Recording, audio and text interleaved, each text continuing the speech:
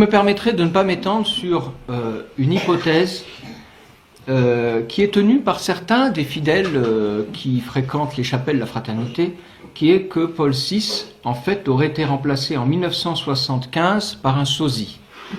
Chaque fois qu'on raconte cette histoire, ça fait sourire, c'est sympathique et tout.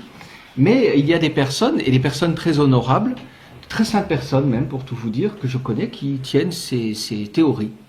Ces derniers jours, il y a un prêtre sédévacantiste, l'abbé Jacquemin, qui a fait une vidéo où il évoque la question du sosie de Paul VI et de la survie de Paul VI. Bon, alors, donc que Paul VI a eu un sosie, c'est pratiquement prouvé, premièrement parce que on comprend la raison, c'est qu'il est en train de se convertir pour 180 degrés, donc il a une grâce énorme, il s'est en train de convertir, et que les francs-maçons qui étaient déjà infiltrés dans le Vatican ne voulaient pas ça. Ils ne voulaient pas que le pape tourne en arrière leur évolution.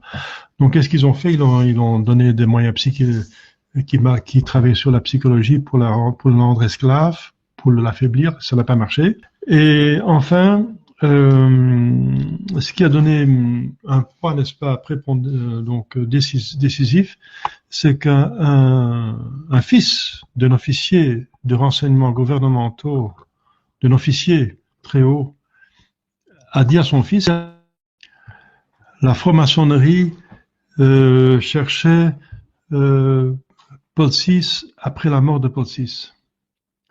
Ça veut dire que le vrai Paul VI n'était pas mort. Et que, voilà, donc il le cherchait parce qu'il était capable de retourner tout en arrière, parce qu'il a réussi à s'évader du Vatican. Alors, après, on n'entend plus rien de lui, sauf que il y en a qui disent qu'il était en Crète, en Crèce, Creta, l'île de Crète, n'est-ce pas, pour recouvrir sa santé.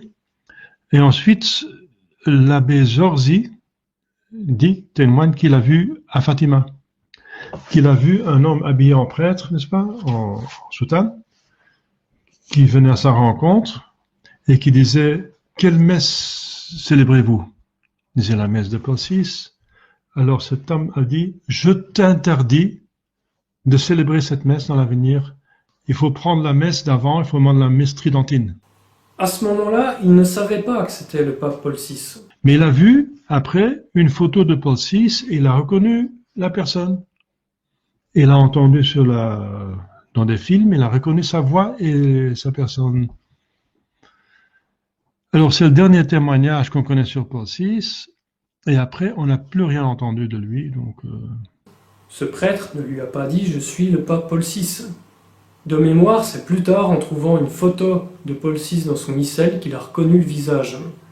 Je lui ai également fait écouter la voix de Paul VI, le discours à l'ONU, qui a été prononcé en français, il faut le savoir, et il a reconnu, il a été bouleversé de reconnaître cette voix qu'il avait entendue en 2007. Moi, je lui ai fait écouter en 2014, si j'ai bonne mémoire, donc ça faisait 7 ans, mais c'était vraiment reconnaissable parce que Paul VI avait un fort accent italien. Le vieux prêtre en question avait un fort accent italien. De toute façon, il n'y a même pas besoin de preuves factuelles pour savoir que Paul VI est vivant, parce que, comme je l'explique dans mon ouvrage de 2015, l'Église enseigne sa survie, la doctrine catholique enseigne sa survie.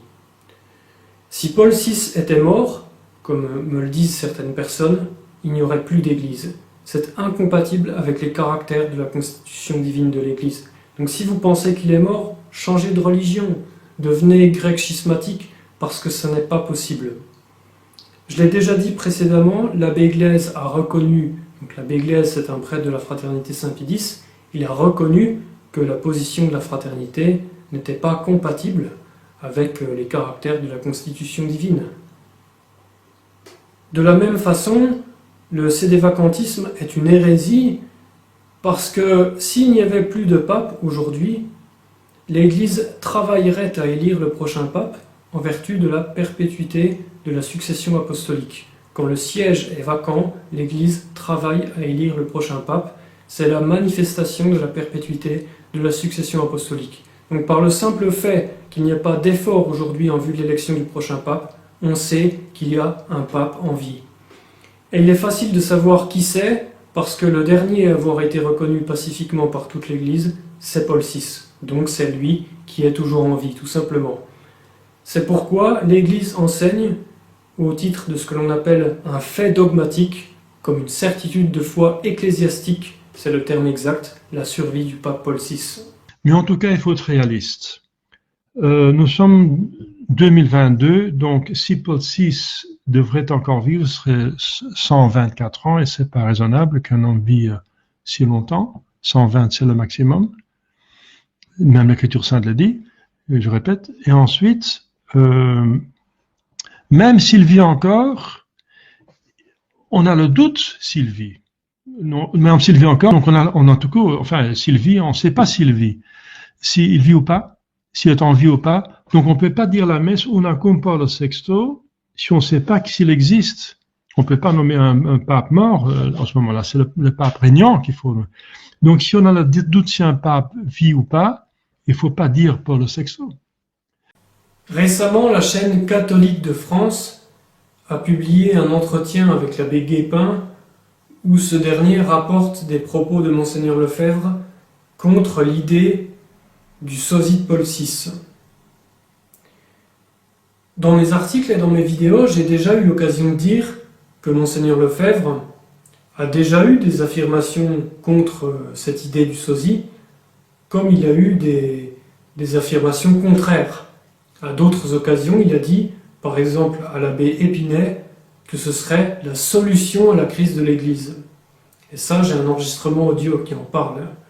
Donc j'ai une preuve de la véracité de mes propos. D'ailleurs, il n'avait pas seulement parlé du sosie, il avait parlé de la survie de Paul VI. Et c'est pour cette raison-là que, dans les dernières années, apparemment, il disait au canon de la messe le nom du vrai pape. Il ne disait pas le pape Paul VI, il disait le vrai pape.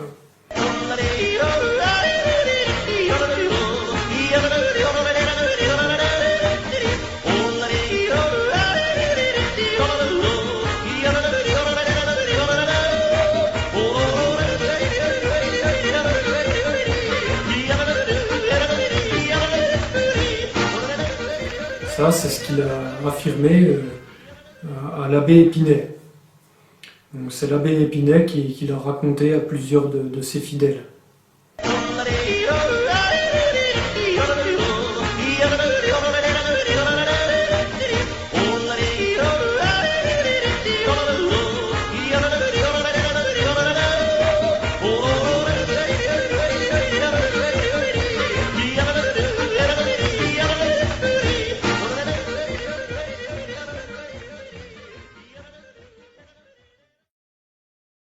Pour moi que la Terre est ronde, pourquoi on dit planisphère? Planétaire. 4 coins du monde, 4 points cardinaux, quadricolores, les 4 couleurs primaires. Il y a quelque chose qui louche, c'est cloche. Bonjour tout le monde, bienvenue dans Les gens, le dernier podcast de France, car vous nous écoutez absolument pas pendant que vous faites des activités quotidiennes, par exemple le ménage, à cause du bruit de l'aspirateur, ça devient inaudible. En tout cas, aujourd'hui, on a une émission exceptionnelle avec un invité, qui croit que la Terre n'est pas une boule. Alors, quand je dis la Terre, c'est pas une boule de terre, c'est pas comme de la poterie avec, par exemple, une terre anglaise. Et quand je dis anglaise, c'est pas une terre anglaise, c'est pas l'Angleterre. Alors je vous mets une photo de l'Angleterre et d'une boule de terre anglaise, pour bien voir la différence. Je vous laisse avec notre invité qui va se présenter. Bonjour, je suis Mike, je suis platiste et je vais vous expliquer pourquoi.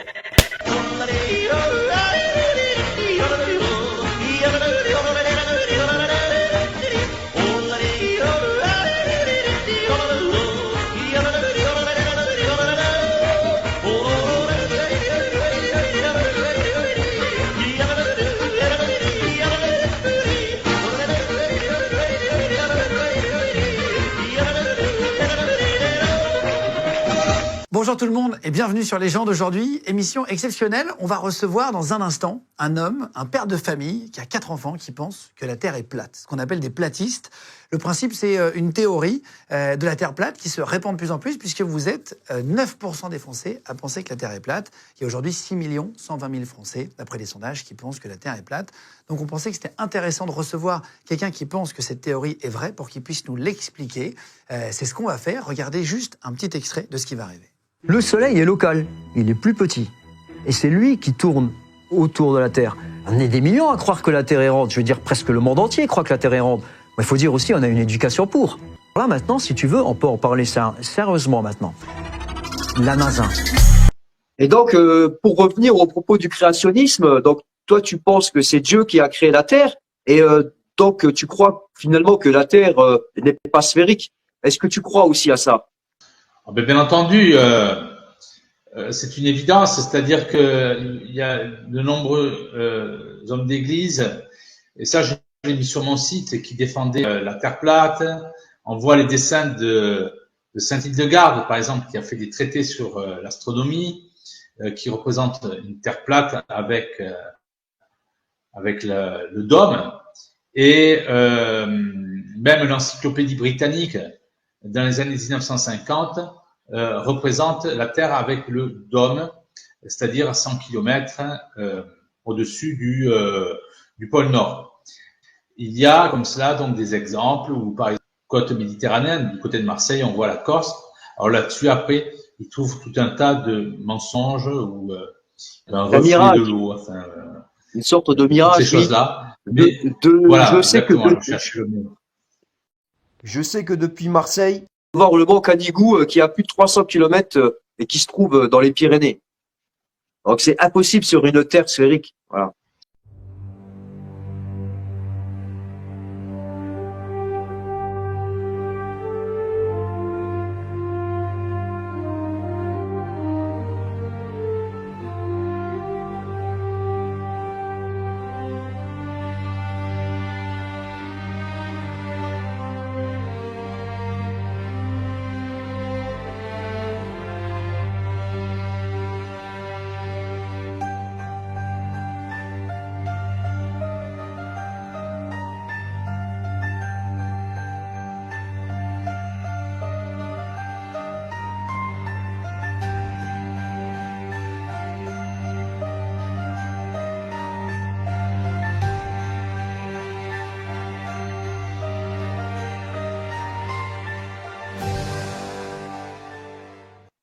Donc il connaît les superloges, il connaît un peu le monde de la franc-maçonnerie. On va dire qu'il y a beaucoup de producteurs célèbres francs-maçons qui n'hésitent pas à nous montrer parfois qu'il y a que notre Terre est plane, surmontée d'un dôme. Je vais mettre un petit dessin animé où on voit que le baseballeur il tape la balle et elle touche le dôme et ensuite il y a l'eau qui coule. Santa Claus kicks and deals. It's a long fly ball going back. And the ball shatters the sky, bringing the ocean itself down into the stadium. Oh, Simpson just broke this dream's reality wide open. Il y a des réalisateurs francs-maçons qui, dans certains films ou dans des épisodes, essaient de dévoiler les secrets cachés. En fait, ils ne la dévoilent pas, hein, c'est-à-dire que ce sont des vérités qu'ils annoncent pour eux-mêmes. C'est pas pour le peuple, parce que le peuple, c'est justement ce qui est écrit dans les superloges.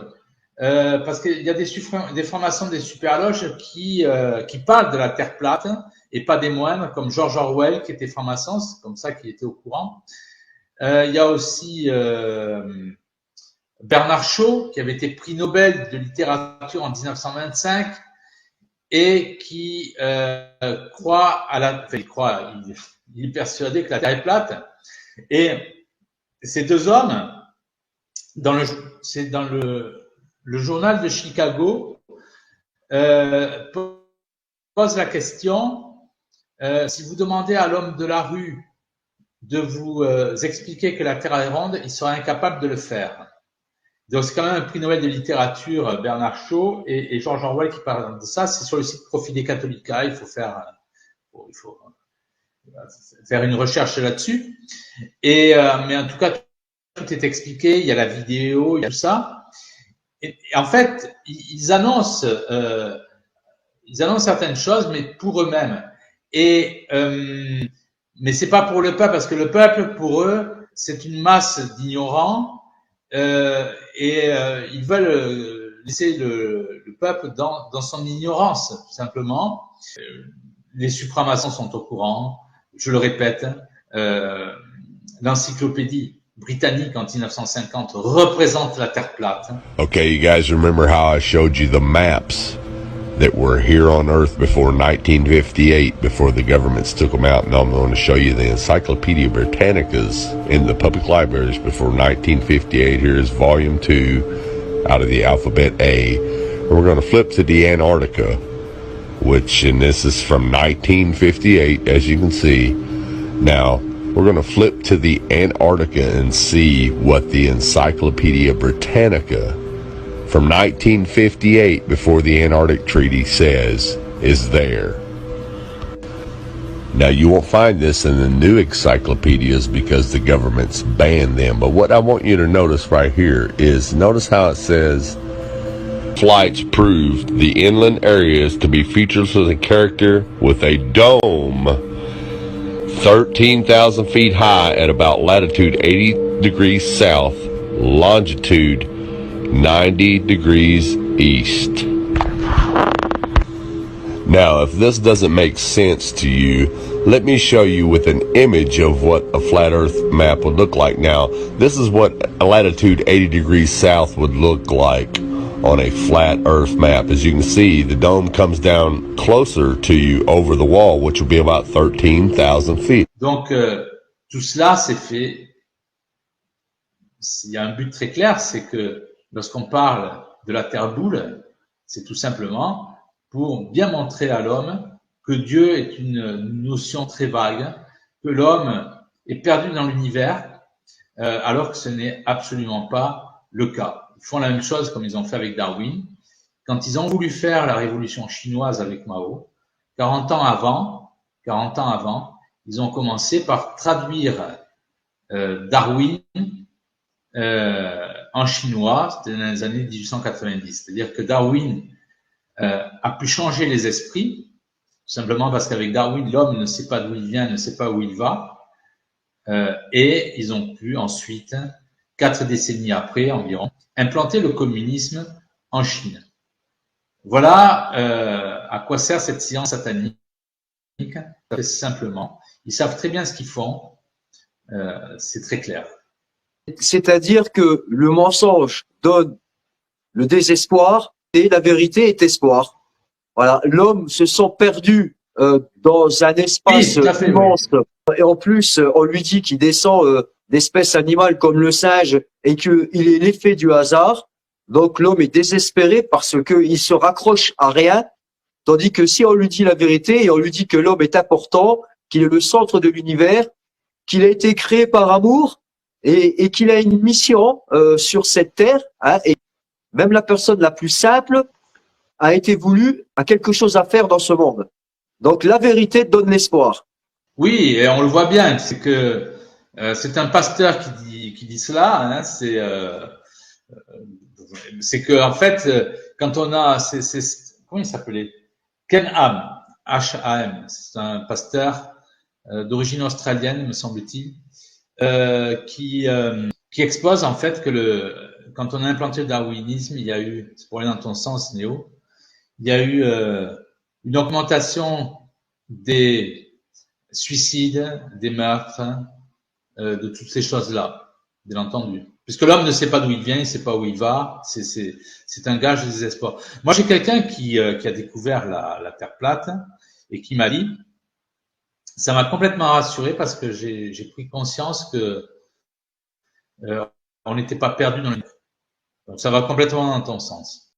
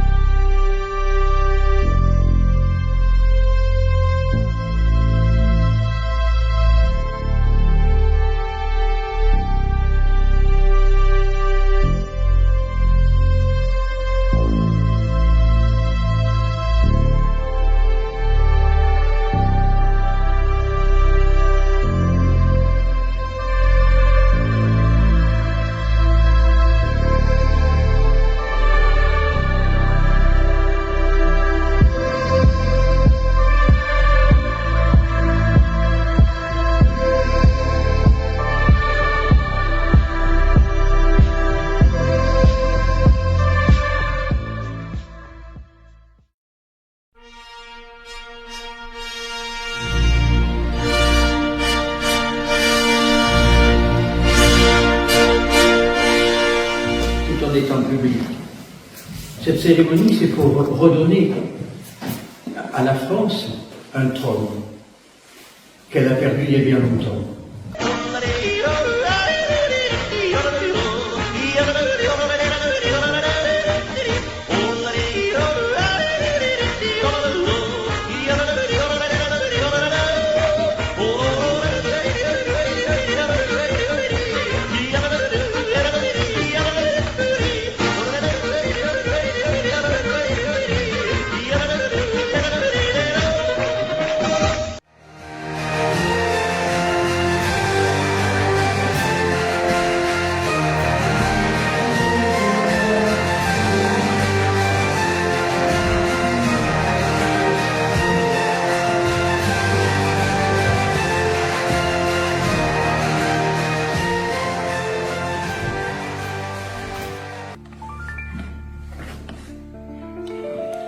Par cette onction d'huile de sanctification, je te fais roi.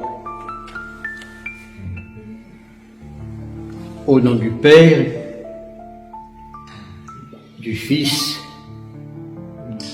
et du Saint-Esprit. Amen. Amen.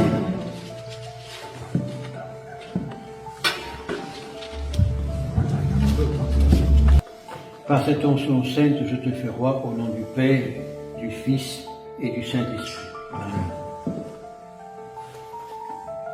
Par cette onction sainte, je te fais roi au nom du Père, du Fils et du Saint-Esprit. Amen. Sur le cœur. Par cette onction, je te fais roi Henri, au nom du Père, du Fils et du Saint-Esprit. Amen. Amen. Ces onctions sont très symboliques. Sur les mains, sur le cœur, sur les épaules. Ça signifie, premièrement, sur la tête, pour que le Saint-Esprit lui donne la force de combattre, mais que cette force soit aussi sur les épaules et sur les mains pour rendre la justice. L'Église est une mère et elle prépare ses enfants à pouvoir combattre le mal. Et par les onctions saintes, on est protégé du malin. Christ loin ce roi pour le gouvernement, comme tu es loin les prêtres, les rois, les prophètes et les martyrs, qui font par leur foi, ont conquis les royaumes, exercé la justice et reçu les promesses. Que ton onction très sacrée se répande sur sa tête, descende à l'intérieur de lui et pénètre le fond de son cœur, et que par ta grâce il se rende digne des promesses qu'ont vu exercer les rois très victorieux, afin que dans ce monde présent, il règne heureusement et qu'il parvienne au royaume céleste en leur compagnie. Par notre Seigneur Jésus-Christ, ton Fils, qui fut loin de lui d'allégresse comme aucun de ses semblables, et qui, par la vertu de la croix, a vaincu les puissances malignes, détruit les enfers, triomphé du royaume du diable. En sa main la victoire, toute gloire et tout pouvoir, lui qui vit et règne pour les siècles des siècles. Amen. Amen. Amen. Dieu, force des élus, élévation des humbles, qui au commencement a voulu punir par le déluge les crimes du monde, et qui fut connaître par une colombe portant un rameau d'olivier que tu rendais la paix à la terre, qui a consacré prêtre ton serviteur Aaron par l'onction d'huile, et ensuite par l'administration de cette onction, a établi les prêtres, les rois, les prophètes pour gouverner le peuple d'Israël, qui a prédit la voix prophétique de ton serviteur David que la face de ton Église soit resplendissante d'huile. Nous te prions, Dieu Père Tout-Puissant, de daigner sanctifier par ta bénédiction de cette onction ton serviteur Harissel de la Croix, que voici, et que semblable à la colombe, il procure la paix et la droiture au peuple que tu lui as confié. Dieu Tout-Puissant et bienveillant, inondé de votre bénédiction, nous vous en supplions, ce manteau pourpre et cette couronne dont vous avez revêtu et couronné votre Fils Jésus, proclamant devant Pilate, oui, je suis roi, et mon royaume n'est pas de ce monde, afin qu'il soit porté pour la manifestation visible de votre royaume invisible, par l'incarnation de votre royaume spirituel dans ce monde matériel, de ce monde temporel de votre royaume.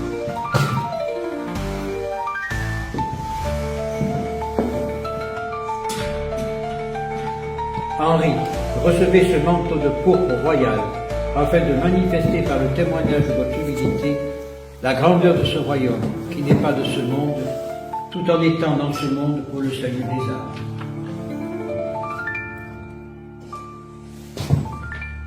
Henri, recevez cette couronne d'élection pour la manifestation de vertu persuasive du crucifié et l'édification des esprits et des cœurs, dans la vérité du Christ Jésus, proclamant « Je suis la voie, la vérité et la vie ».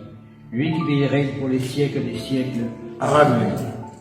Alba, je t'ai choisi pour vaincre, et tu vaincras. Tu vivras le temps du couronnement. Tu vivras le temps où les gens mangeront leur chair pour survivre. Il te faudra alors être fort pour les sortir des remords. Je ferai de toi un roi de paix. Tu n'es pas là pour juger, mais pour agir. Moi, Henri V de la Croix, investi roi de paix, depuis mon plus jeune âge, par divine volonté, à ce jour consacré sacramentellement dans ma mission surnaturelle et temporelle, je m'engage solennellement à rendre à la France son lustre originel, à ramener tous les Français dans l'unité de la concorde et de la paix, à restaurer les droits de Dieu dans les cœurs de tous, dans les lois de l'État, dans la justice et dans toutes les institutions d'un juste et sage gouvernement. Je m'y engage. Je le jure sur la parole de Dieu même. Je m'y consacre à partir de ce jour et jusqu'à ma mort pour l'amour de Dieu et de la France. À cet effet, et pour premier acte décisif, je réitère la consécration que mon aïeul, Louis XIII, fit de la France à la très sainte Vierge Marie, afin que ce royaume de France soit à tout jamais le royaume de Marie. Patria Maria Dalia. Notre patrie, la France à Marie. Allez, emballé, c'est pesé. C'est beau quand même.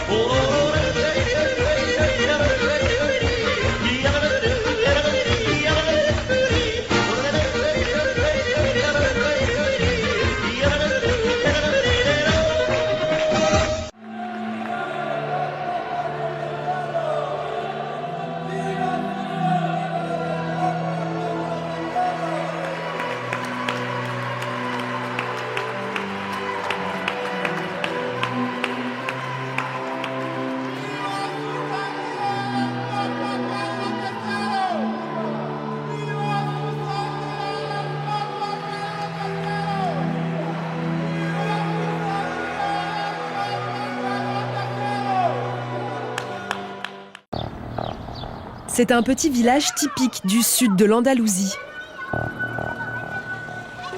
Palmar de Troya, 2400 habitants, qui vivent à l'ombre d'une église dissidente. Une église non reconnue par le Vatican, prise dans la tourmente depuis quelques semaines.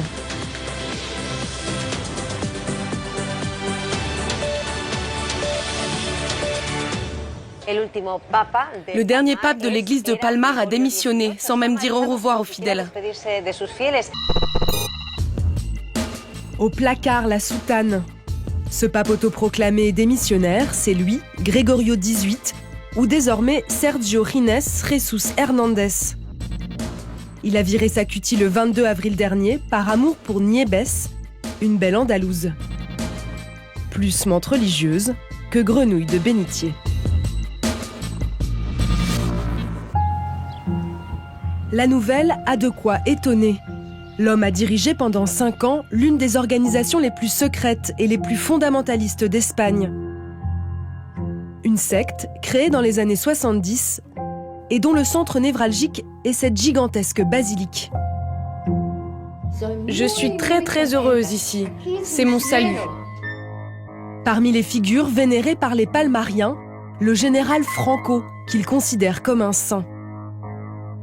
Aujourd'hui, ils sont encore quelques centaines à vivre sur place, des dévots auxquels l'ex-pape donne des sueurs froides.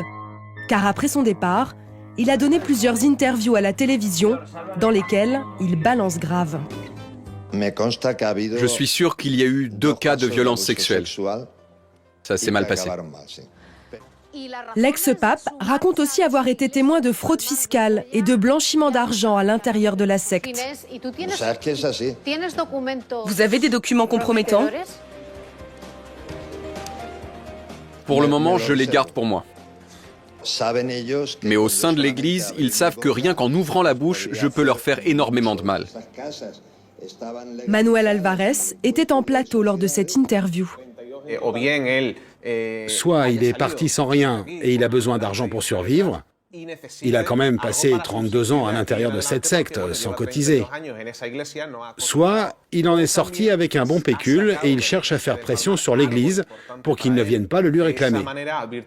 Donc cette manière de les menacer, de dire « j'ai des dossiers sur vous », c'est sûrement pour faire du chantage.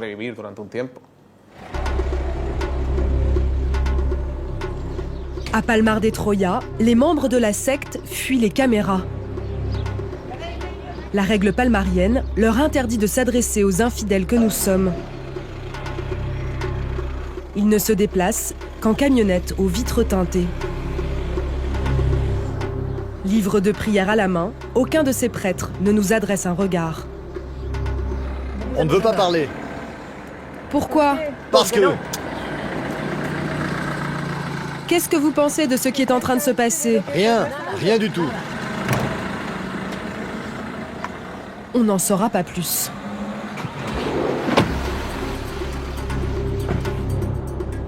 Chaque jour à 18h, ils se rendent à la messe. Mais là aussi, nous ne sommes pas en odeur de sainteté. C'est une propriété privée.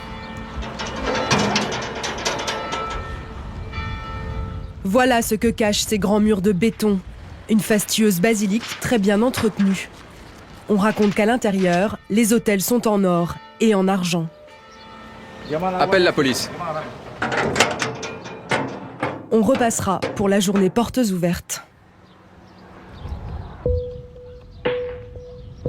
Les informations sur la secte de Palmar, il faut aller les chercher auprès de ses anciens membres. Immaculada et son mari Rolando ont quitté l'église de Palmar en 2007. Ils ont emporté quelques reliques. Dans cette Bible, on trouve des dessins pour que les enfants apprennent la foi palmarienne. On peut lire en sous-titres, d'après le magistère infaillible de l'Église. C'est interdit de lire autre chose, aucune revue, ni d'aller sur Internet. Seulement ce que publie l'Église. C'est une tromperie. Ils nous manipulent. Elle se souvient aussi des règles extrêmement dures imposées par la secte. Obligation de verser au moins 10% de son salaire, interdiction de communiquer avec l'extérieur, ou encore code vestimentaire hyper strict. La femme, non seulement dans le temple de Dieu, mais aussi quel que soit le lieu où elle se rendra, maison, travail, rue, etc., portera toujours des vêtements qui dépassent d'au moins 4 cm en dessous du genou, ni moulants ni transparents, aux manches longues jusqu'au poignet. Après 35 ans passés à l'intérieur, les révélations de l'ancien pape ne les ont pas surpris tant que ça.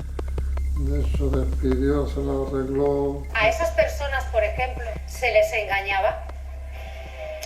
Ahora pienso que sí. Les délits qu'il dénonce, vous étiez au courant, vous ? Les violences sexuelles, oui, je le savais. Sur une adolescente et une fillette. L'agresseur n'a pas été inquiété. Des accusations impossibles à vérifier, d'autant qu'aucune enquête n'a jamais été ouverte par la justice. Dans le village, au supermarché du coin, on rencontre une autre ex-palmarienne. Une femme entrée dans la secte à 1 an et demi, sortie à 29 ans. Autant dire, presque toute sa vie. Ici, je suis libre. À l'intérieur, j'ai tout fait. Ils te surveillent partout, tout le temps. Une fois dehors, tu te libères de ce poids. Même si les gens me regardent aujourd'hui, je m'en fiche. J'aime ma vie normale. Ses collègues trouvent Guadalupe très courageuse. On dit que c'est facile d'y entrer et difficile d'en sortir. Mais elle a réussi. Enfin, elle aurait dû le faire avant. Bien avant. Quand elle voit que je suis un peu triste, Elles me disent « Allez, Loupé, courage !» Et ça me remonte le moral. Vous avez gardé des secrets?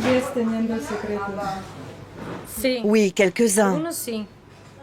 Tout ne peut pas se raconter. Des silences lourds de sens, mais sans conséquence sur les autorités de l'église de Palmar, qui continuent de vivre leur vie. Un nouveau pape a déjà été désigné. Dans sa première encyclique, il accuse son prédécesseur de mensonges et de vol et rappelle au passage la grandeur de Franco. À Palmar, le pape est partout et la justice, nulle part.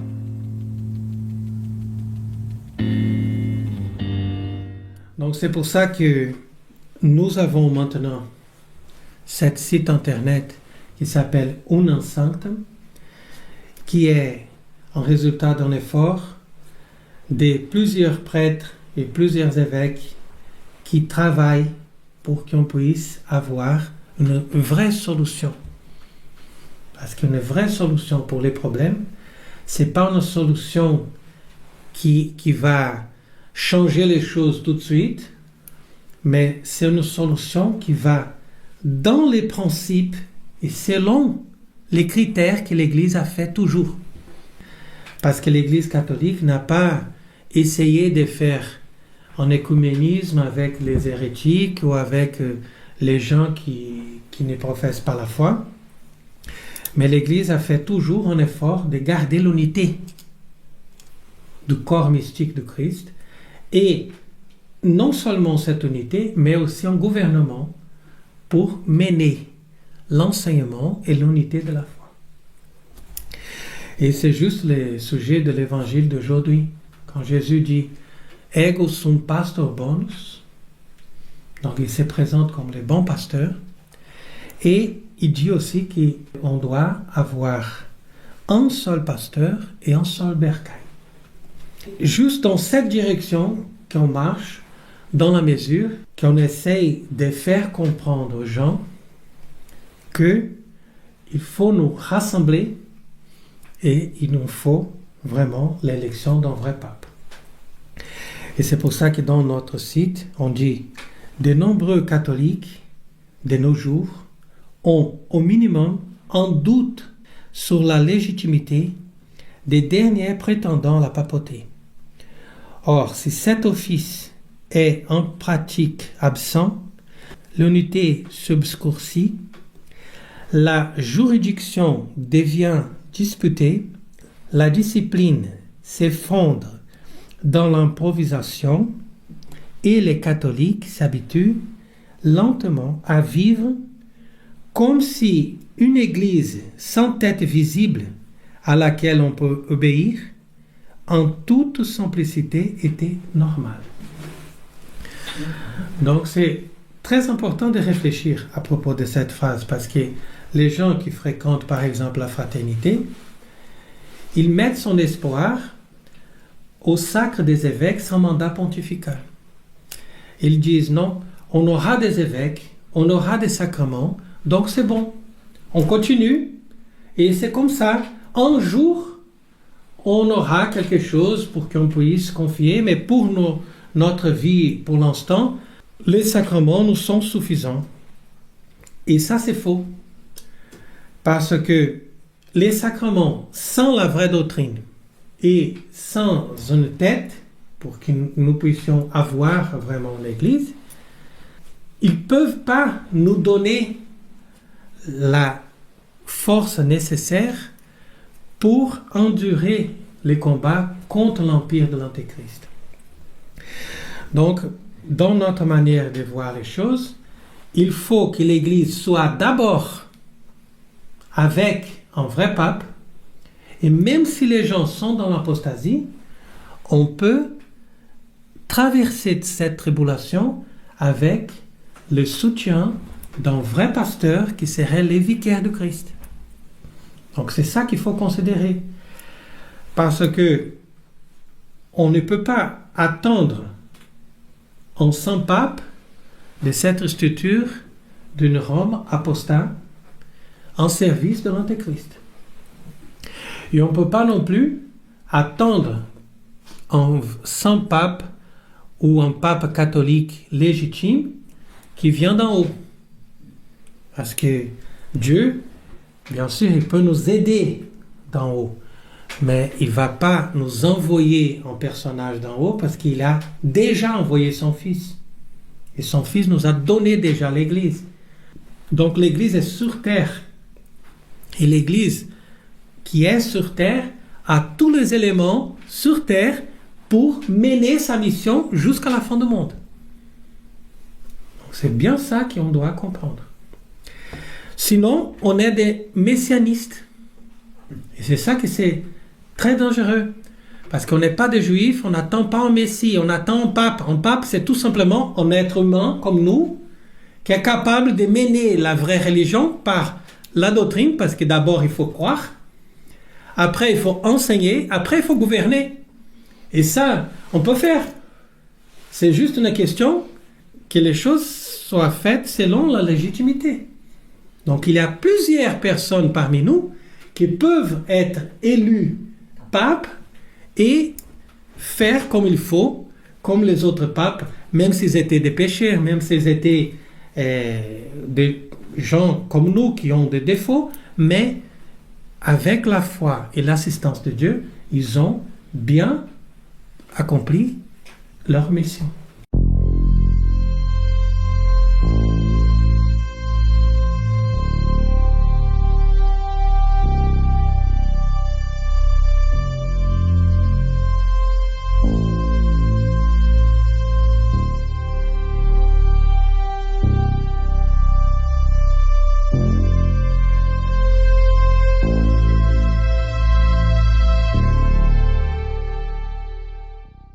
Je vais traiter de la question du conclavisme, pour m'y opposer. Qu'est-ce que le conclavisme ? Je définis cette erreur, et même je crois qu'on peut dire cette hérésie, soyons clairs, comme ceci. C'est le fait de vouloir élire un pape dans le cadre d'une juridiction de suppléance, d'une juridiction extraordinaire, sans que soit électeur le clergé de Rome. On pourrait dire, c'est vouloir donc faire élire un pape sans le clergé de Rome, d'ailleurs. Voilà. Donc nous allons voir, chers amis, que cette erreur, que le conclavisme est contraire au magistère de l'Église et à la constitution divine de l'Église, à Vatican en particulier. Mais une autre raison qui me pousse à m'opposer à cette erreur, et qui est évidente, et je m'étonne que ses partisans ne le voient pas, c'est que par cette erreur, si cette erreur devait prospérer, elle serait évidemment utilisée par les modernistes et les lefévristes pour décrédibiliser et railler les sédévacantistes via des sophismes par association et via des amalgames malhonnêtes, parce que les sédévacantistes seraient innocents de cela, puisqu'ils ne partagent pas cela, parce que pour eux, le siège est vacant.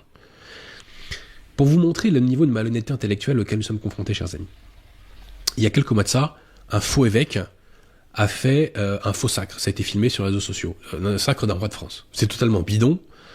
Ça n'a aucun rapport, ni de près, ni de loin, avec les clercs, les chapelles et les fidèles de Nonacum. Ni de près, ni de loin. Mais il y a quand même des influenceurs modernistes qui arrivent à dire que les sédévacantistes sont à l'origine de cela. C'est d'une malhonnêteté intellectuelle absolue. Absolue. Mais vous voyez le niveau. Mais il faut faire attention à ces calomnies et à ces sophismes, chers amis.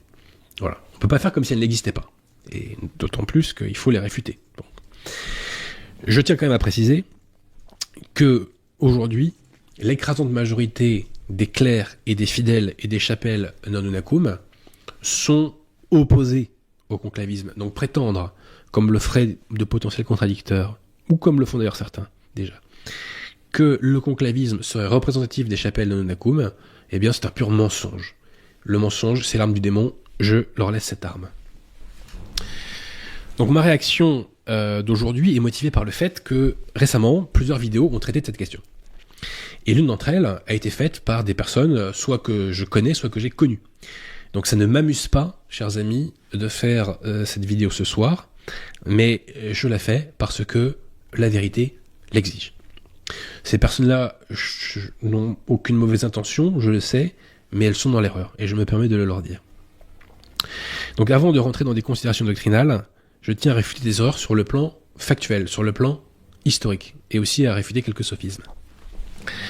Donc dans une récente vidéo qui plaide pour le conclavisme, il est affirmé que pendant le schisme d'Occident, le pape Jean XXIII, à ne pas confondre avec Roncalli, enfin entre guillemets, le prétendu pape Jean XXIII, qui prétendait être pape, était un pape légitime, un véritable pape. C'est totalement faux. Pendant le grand schisme d'Occident, le pape véritable, les papes véritables étaient ceux de la lignée d'Urbain VI. Et quand le pseudo Jean XXIII prétendait être pape, le pape véritable, c'était Grégoire XII. Le concile de Constance, d'ailleurs, n'a véritablement commencé, n'a canoniquement, je dirais, commencé que le 4 juillet 1415, lorsque le pape Grégoire XII a accepté de le réunir. La réunion de Florence qu'il y avait avant n'était pas un concile. C'était un concile à bulles, c'était une réunion qui avait été, à la base, initiée par le faux pape Jean XXIII. Ce n'était pas un concile. Et tous les textes qui ont été pris par le conciliabule de Florence n'ont jamais été considérés comme des textes du magistère de l'Église. Je précise un point aussi très important, c'est que avant le pape légitime Grégoire XII va accepter de démissionner pour que tous les papes, tous les prétendants à la papauté démissionnent et que le concile, via un conclave qui émane de lui, pour que ce conclave puisse élire un pape. Et ce pape, ça sera plus tard Martin V. Bon. Mais avant de démissionner, qu'a fait Grégoire XII? Il a délégué le pouvoir de façonner le pouvoir de façonner le mode d'élection du pape au concile.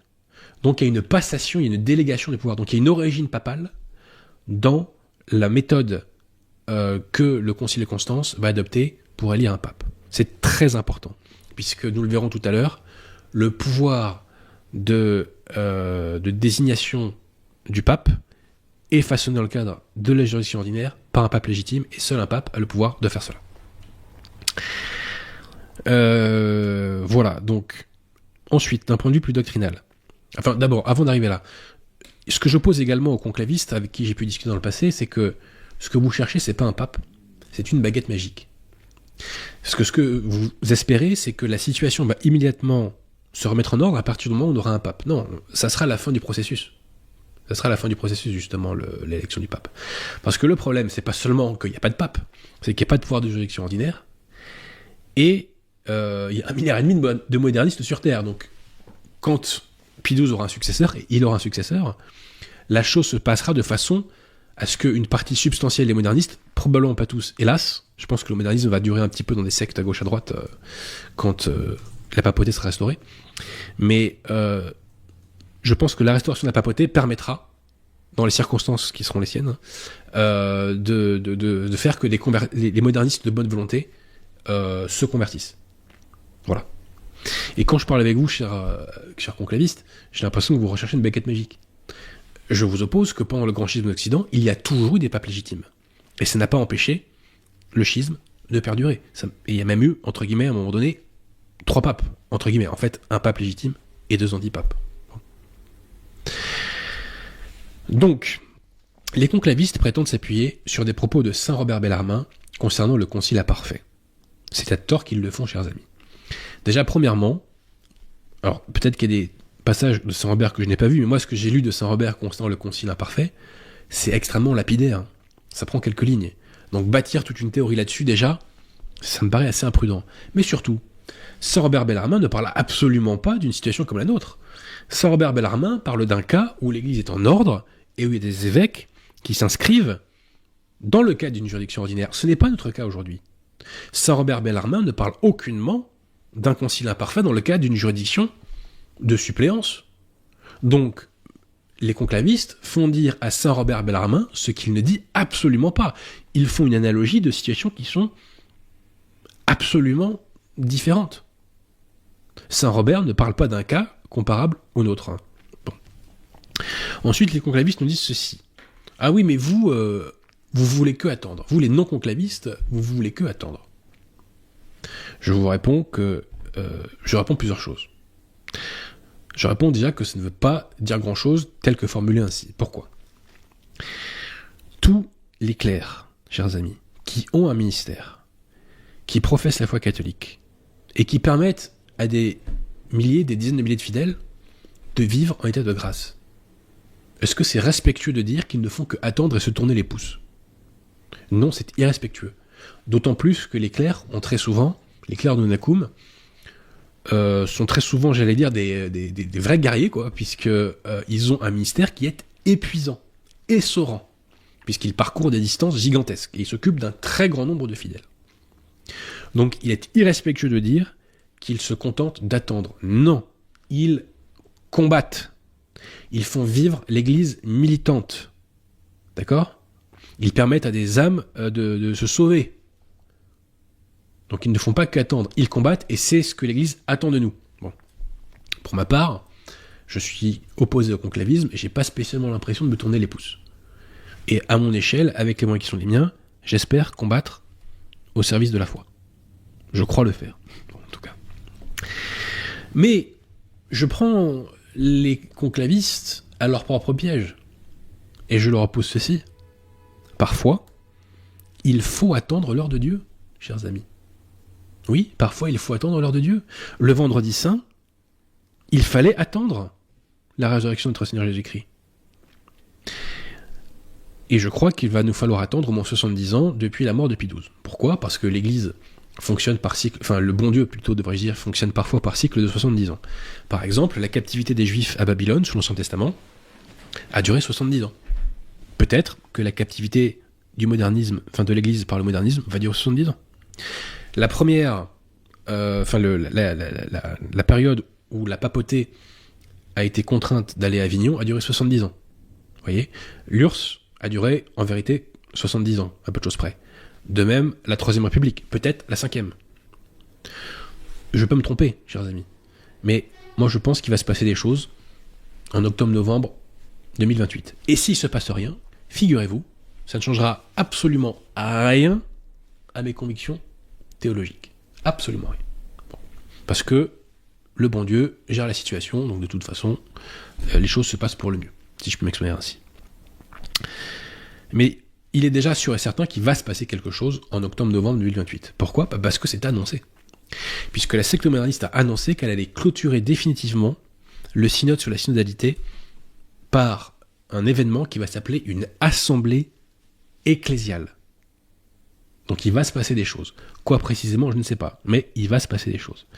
Et d'ailleurs, il y a un texte de Monseigneur Gard où il dit également qu'il faut parfois attendre, et il fait l'analogie lorsque les apôtres sont sur mer, avec notre Seigneur Jésus-Christ qui dort.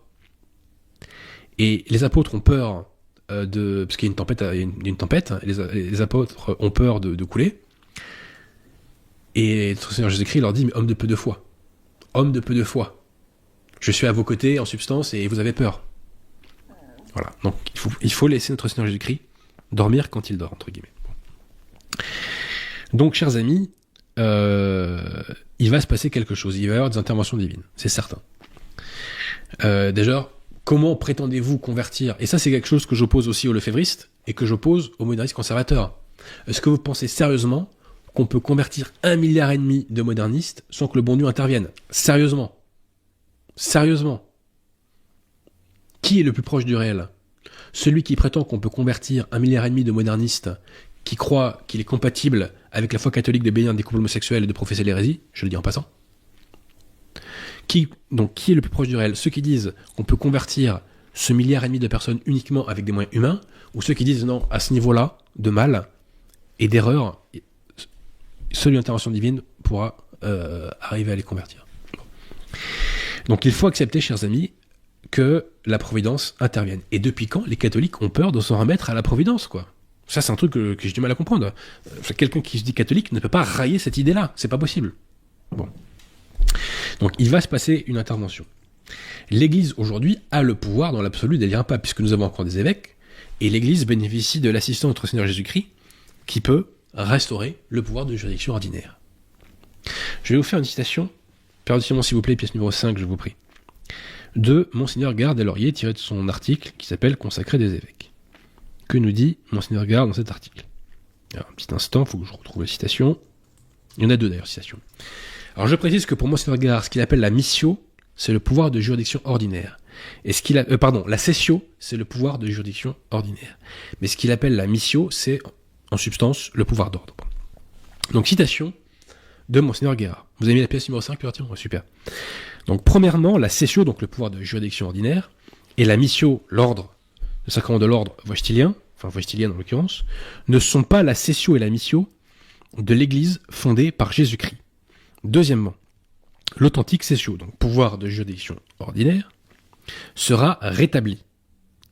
Et ce ne peut être que par le processus ci-dessus décrit, donc là il parle de sa thèse, à laquelle à titre personnel je n'adhère pas, mais c'est pas le sujet, ou directement par une intervention de Jésus-Christ. Donc vous voyez, Monseigneur Guérard déjà nous disait qu'une intervention de notre Seigneur Jésus-Christ peut résoudre la situation. Et dans ce même texte, il disait aussi, Dieu peut intervenir autrement par un miracle qui serait évident pour tous. Et moi j'ai tendance à penser que ça va se passer, parce qu'encore une fois, je vois pas comment 1,5 milliard de modernistes qui pensent que la bénédiction des couples homosexuels est compatible avec la constitution divine de l'Église peuvent se convertir. Enfin voilà, je sais pas comment on peut croire que ces gens-là peuvent se convertir sans l'aide du bon Dieu. Sincèrement, ça me dépasse. Voilà. Donc il y aura une intervention divine. Et j'en suis d'autant plus convaincu, chers amis, que dans le passé, nous avons eu un pape qui s'est fait élire via une intervention divine. C'est le pape Saint Fabien, qui a été désigné donc par les électeurs, parce que Saint Fabien, qui était un laïc au moment où il a été élu, parce qu'une colombe s'est posée sur son épaule. Donc il y a eu une intervention du bon Dieu. Voilà. Donc oui, parfois il faut attendre l'heure de Dieu, et quand notre Seigneur Jésus-Christ dort dans la barque, il ne faut pas le réveiller. Sinon, on est un homme de peu de foi. Voilà.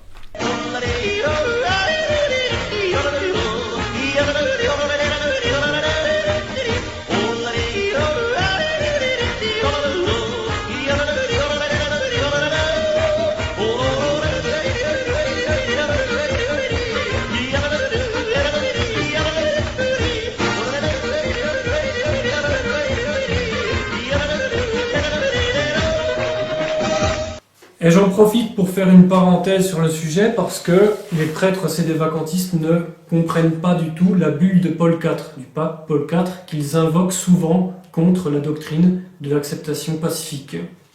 Ça, j'en ai déjà parlé à maintes reprises. Ils disent que la bulle prétend que l'élu d'un conclave puisse être reconnu par toute l'Église sans être véritablement un pape légitime. Or, ça n'est pas du tout ce qu'enseigne la bulle. Elle parle uniquement de la reconnaissance par les cardinaux. L'expression « par tous » fait uniquement référence aux cardinaux. C'est une formule juridique. Mais contrairement à moi, ils ne sont pas juristes de formation. Je ne le dis pas pour me vanter, c'est juste la réalité. Quand j'ai lu cette bulle, j'ai tout de suite reconnu une formule juridique parce que ça fait partie de mon cursus universitaire. Et on le voit dans les termes mêmes employés par la bulle. Il est question de la prestation d'obéissance. Prestitam ab omnibus obedientiam. La prestation d'obéissance rendue à lui par tous. Et ça, c'est le nom d'une cérémonie qui se déroule dans la chapelle Sixtine, juste après l'élection du pape, durant laquelle les cardinaux prêtent obéissance à l'élu.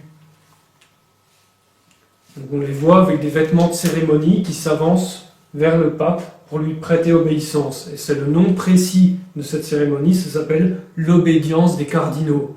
Donc les prêtres sédévacantistes ne savent pas du tout de quoi ils parlent. Moi, quand je me suis intéressé à ce sujet, j'ai fait preuve de rigueur. J'ai lu un traité sur l'élection du pape de Jérôme Bignon. J'ai eu une démarche authentiquement universitaire parce que j'ai suivi un vrai cursus universitaire. J'ai un master en droit et je suis sorti 2e de ma promotion parce que j'avais de la rigueur intellectuelle.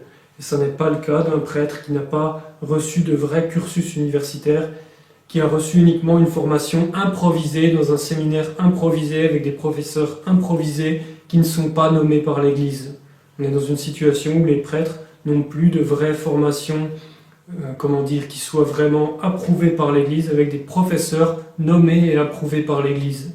Et ça s'en ressent dans la rigueur intellectuelle.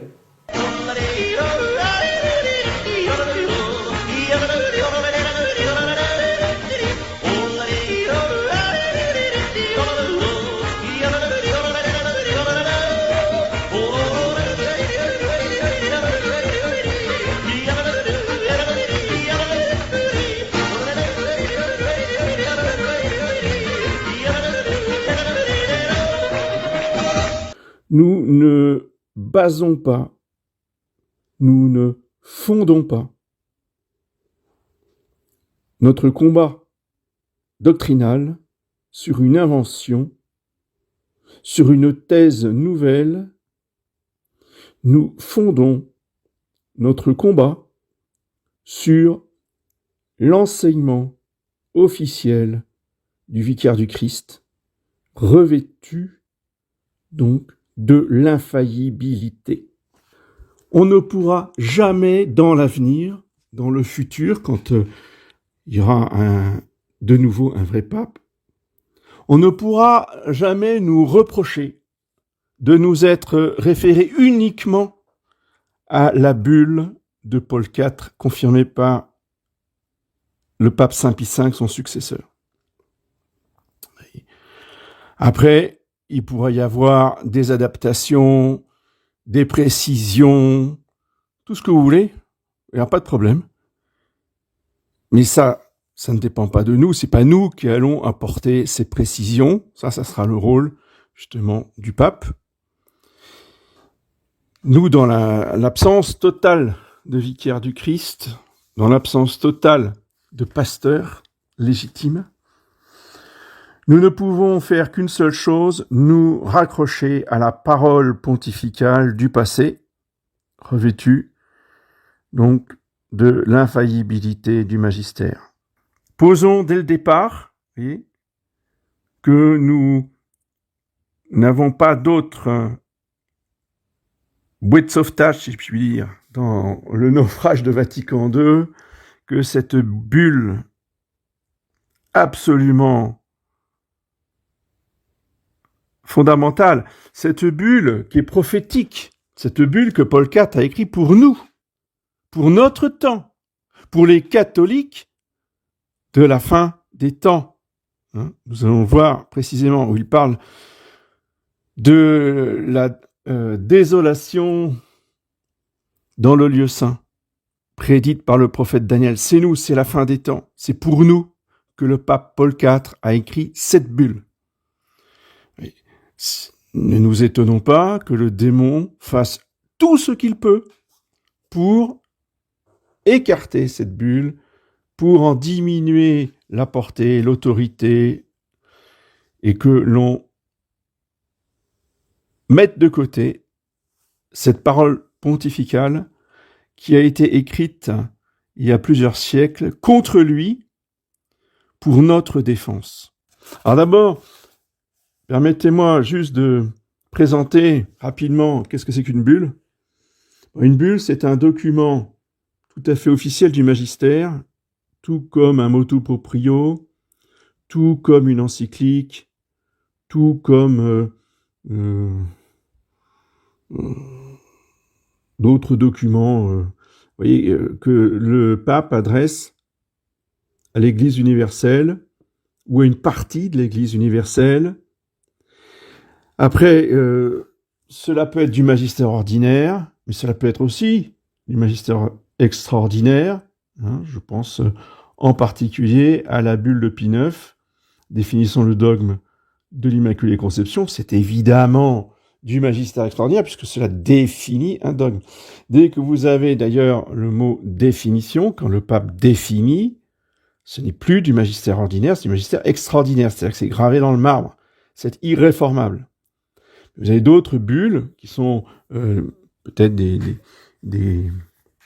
questions plus anecdotiques ou plus secondaires, qui ne sont pas donc des définitions du magistère extraordinaire, qui sont l'enseignement ordinaire. Donc nous considérons la situation actuelle assez grave et dangereuse pour que le pontife romain, vicaire de Dieu et de notre Seigneur Jésus-Christ sur terre, revêtu de la plénitude du pouvoir sur la nation et les royaumes, juge que de tous les hommes, et ne pouvant être jugés par personne en ce monde, puisse toutefois être contredit s'il dévie de la foi catholique. Et puisque là où le danger s'étend, là aussi il devient plus profond. Il faut y veiller avec plus de diligence, de telle sorte que les pseudo-prophètes ou des hommes revêtus d'une juridiction séculière ne puissent prendre misérablement dans leurs actes les âmes des gens simples, entraîner avec eux à la perdition et à la damnation éternelle des peuples innombrables soumis à leurs soins et à leur autorité, soit spirituelle, soit temporelle. Donc, vous voyez déjà le souci du pasteur des âmes. Il veut que les gens simples soient protégés de l'influence et de la fausse autorité des hommes revêtus d'une juridiction séculière ou spirituelle, temporelle ou spirituelle. Donc, il ne s'agit pas pour lui de faire un cours de 6 ans de théologie pour que les gens simples puissent comprendre et être défendus contre les usurpateurs. Son propos, dans sa bulle, cum ex apostolatus, est d'être le plus simple, le plus clair possible pour être compris par les gens simples. Les gens simples, c'est nous, c'est vous et moi, vous voyez. Nous ne sommes pas des savants en théologie. C'est pas parce que moi j'ai fait du séminaire, j'ai fait quelques années de théologie, c'est pas pour ça que je suis un savant en théologie. Donc nous avons besoin, et l'Église, vous voyez, prévoit tout. L'Église, c'est Jésus-Christ, répandu et communiqué, disait Sainte Jeanne d'Arc. Donc notre bon Jésus, notre bon pasteur, vous voyez, a pris les devants pour nous expliquer les choses simplement et que nous ne tombions pas dans les pièges des fils de Satan qui veulent détruire son Église. Vous voyez ? Déjà, dès le paragraphe 1, nous voyons toute la sollicitude et l'amour de notre bon pasteur par son vicaire qui veut protéger les gens simples, parce que l'Église n'est pas une société de savants. L'Église, ce sont les pauvres, les simples, les enfants et ceux qui leur ressemblent. Je continue le paragraphe 1. Et pour que nous puissions ne jamais voir, voilà, dans le lieu saint, l'abomination de la désolation prédite par le prophète Daniel, nous voulons autant que nous le pourrons, avec l'aide de Dieu et selon notre charge pastorale, capturer les renards occupés à saccager la vigne du Seigneur et écarter les loups des bergeries, afin de ne pas sembler être comme des chiens muets, impuissants à aboyer, pour ne pas nous perdre avec les mauvais serviteurs et ne pas être assimilés à un mercenaire. Oui, il s'agit bien de ne pas être un mercenaire, d'être un bon pasteur et d'être un chien vigilant qui aboie contre tous les renards occupés à saccager la vigne du Seigneur et à aboyer contre les loups qui rôdent autour des bergeries. L'expression utilisée par le pape Paul IV est très très forte, afin que nous puissions ne jamais voir dans le lieu saint l'abomination de la désolation prédite par le prophète Daniel, c'est-à-dire l'Antéchrist. L'Antéchrist qui s'assoira dans le temple de Dieu. Et saint Thomas d'Aquin, dans son commentaire sur la 2e épître aux Thessaloniciens, nous dit qu'est-ce que c'est que ce temple de Dieu ? C'est l'Église de Jésus-Christ. Parce que l'Antéchrist, à la fin, sera reçu dans l'Église, il la gouvernera, dit saint Thomas. Allez voir ce commentaire de la 2e épître aux Thessaloniciens, elle est d'une clarté et d'une simplicité enfantine, en même temps qu'elle est terrible. Et oui, c'est pour éviter ça que le pape Paul IV prend des dispositions et nous montre justement que le jour où l'Antéchrist arrive dans le lieu saint, eh bien, il faut le démasquer comme n'ayant absolument aucune autorité. Non seulement ça, mais aucun pouvoir de faire quoi que ce soit. Le paragraphe suivant va nous montrer en quoi cet accès de l'Antéchrist au siège de Pierre, d'avance, par Paul IV, va être complètement neutralisé. Valide à perpétuité. J'ai bien lu, valide à perpétuité. Donc elle est valide justement. Pourquoi à perpétuité? On va nous dire, ah mais oui, mais bon, un autre pape... Non, un autre pape ne va pas annuler cette bulle. Pourquoi? Parce que cette bulle n'est pas simplement des dispositions, si vous voulez, circonstancielles de discipline. Cette bulle est faite, je vous l'ai dit, pour les chrétiens de la fin du monde, pour les chrétiens qui verront l'abomination de la désolation dans le lieu saint. Donc il n'est pas question d'annuler cette bulle. Personne ne doit annuler cette bulle. Elle est valide à perpétuité, nous dit Paul IV. Donc, cette constitution valide à perpétuité par haine d'un si grand crime, le plus grave et pernicieux possible dans l'Église de Dieu, et dans la plénitude de notre pouvoir apostolique, nous décidons, nous statuons, nous décrétons, attention, et nous définissons. Vous avez entendu? Définition. Nous définissons. C'est donc du magistère extraordinaire, définitif, perpétuel. Et personne, pas un seul pape, ne peut y changer une virgule parce que c'est une définition. Et de même que on ne peut changer un seul mot de la bulle Pie IX sur l'Immaculée Conception. C'est la même chose. Paragraphe 6. De plus, si jamais un jour il apparaissait qu'un évêque, faisant même fonction d'archevêque, de patriarche ou de primat, qu'un cardinal de l'Église romaine, même légat, qu'un souverain pontife lui-même, soit avant sa promotion et élévation au cardinalat, ou même au souverain pontificat, déviant de la foi catholique et tombé en quelque hérésie, sa promotion ou élévation, même si elle a lieu dans la concorde et avec l'assentiment unanime de tous les cardinaux, est nulle, sans valeur et non avenue. Donc elle est nulle, totalement nulle. Il n'est pas l'élu du conclave, c'est ça que ça veut dire. C'est-à-dire que l'élection est nulle. On est bien d'accord? Donc il n'est pas pape matérialitaire. Hein? Et pour Paul IV, il est rien du tout. Il est toujours cardinal comme avant. Le fait qu'il ait été reconnu pape, si vous voulez, n'a aucune valeur, n'a aucune validité. Son entrée en charge, sa consécration, son gouvernement, son administration, tout devra être tenu pour illégitime. S'il s'agit du souverain pontife, on ne pourra prétendre que son intronisation, l'obéissance à lui jurée, le cours d'une durée quelle qu'elle soit de son règne, donc même si, vous voyez, Jean-Paul II, il a régné très longtemps, hein. Un des règnes les plus longs, hein. Ça ne change rien au problème. Quel que soit, nous dit Paul IV, quelle que soit la durée de son règne, que tout cela, hein, on ne pourra prétendre que tout cela a convalidé ou peut convalider son pontificat.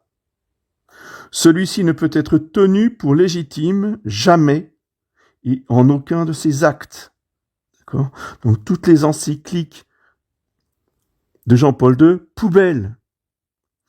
Toutes les canonisations de Jean-Paul II, poubelle. Tous les discours du mercredi de Jean-Paul, poubelle. Ça ne vaut rien.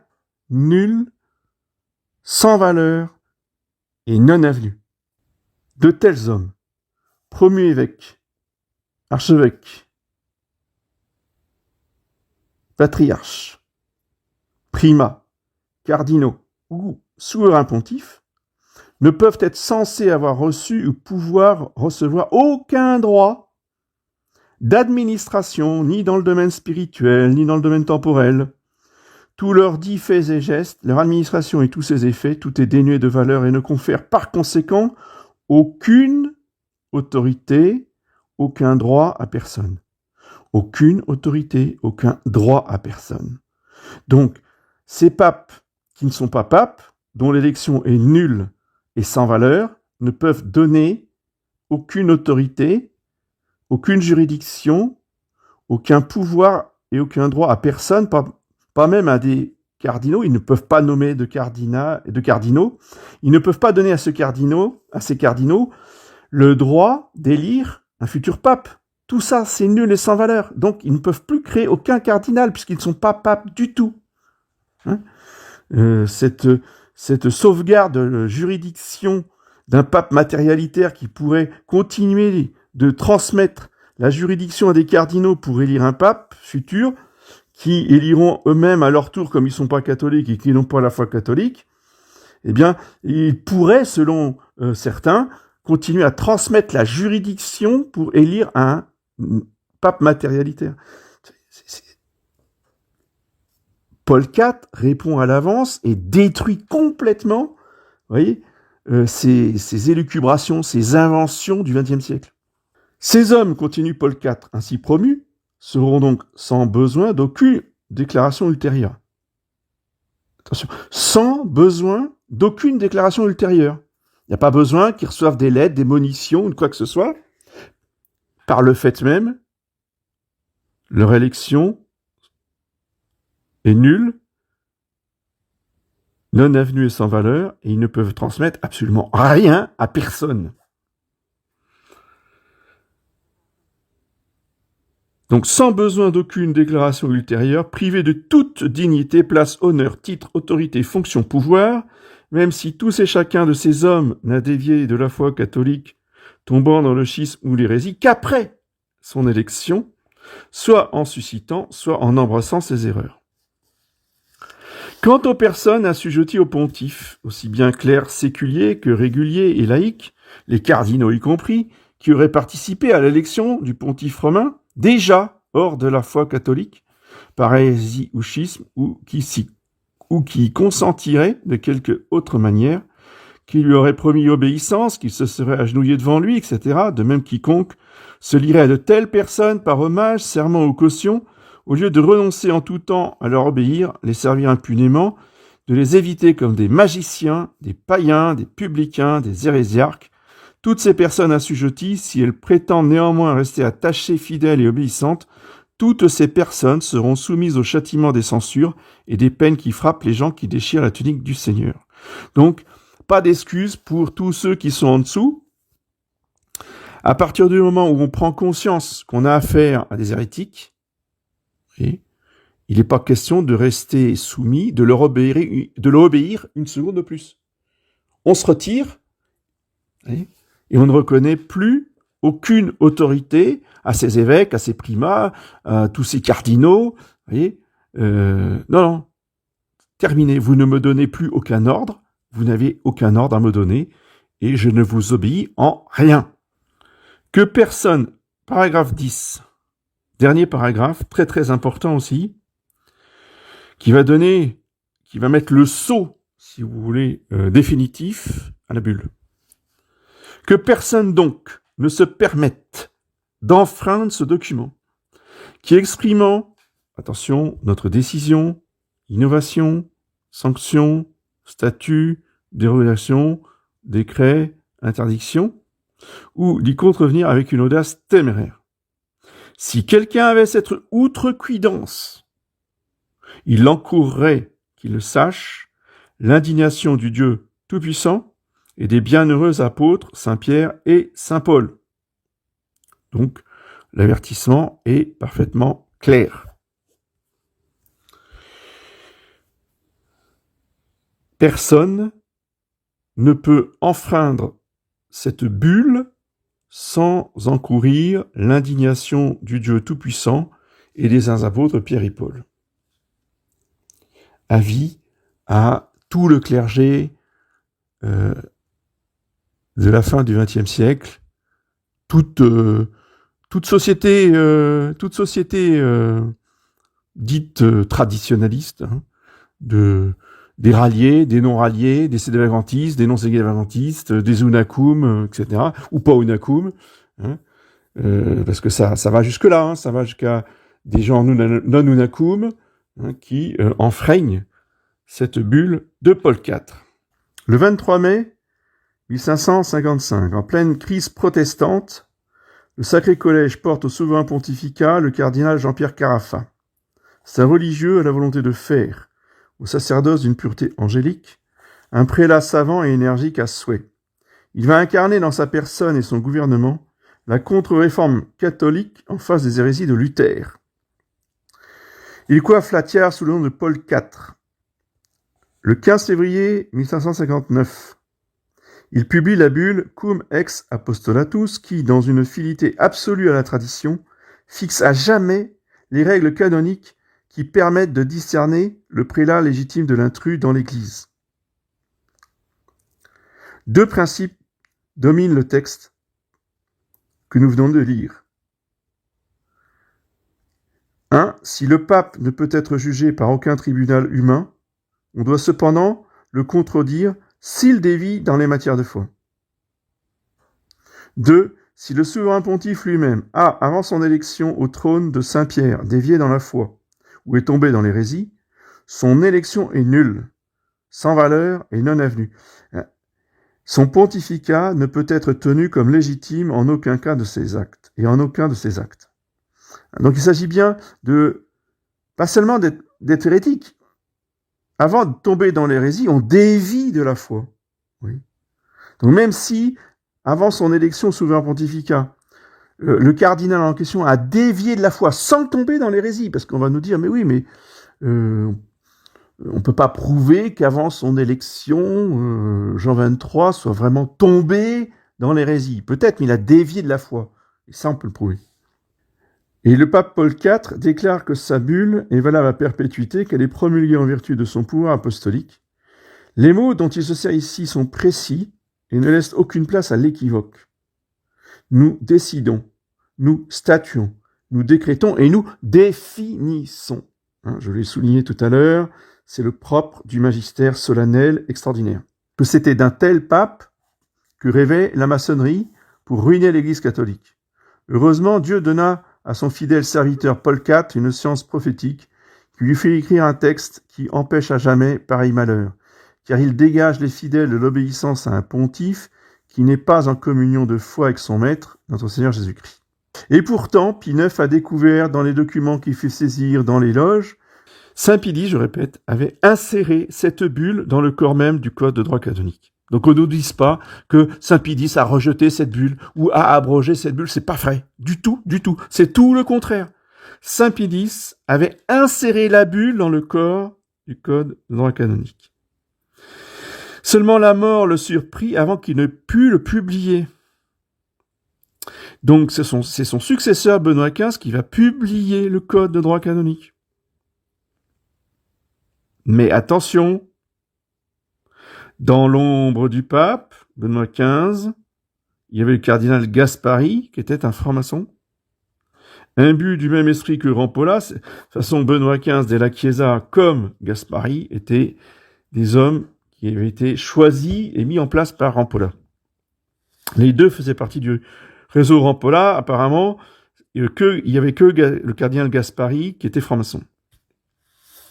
Et c'est lui, Gaspari, qui retira du corps des lois canoniques la bulle de Paul IV. Donc lui, malheureusement, je pense qu'il a mérité l'indignation du Dieu Tout-Puissant et des apôtres Saint-Pierre et Saint-Paul.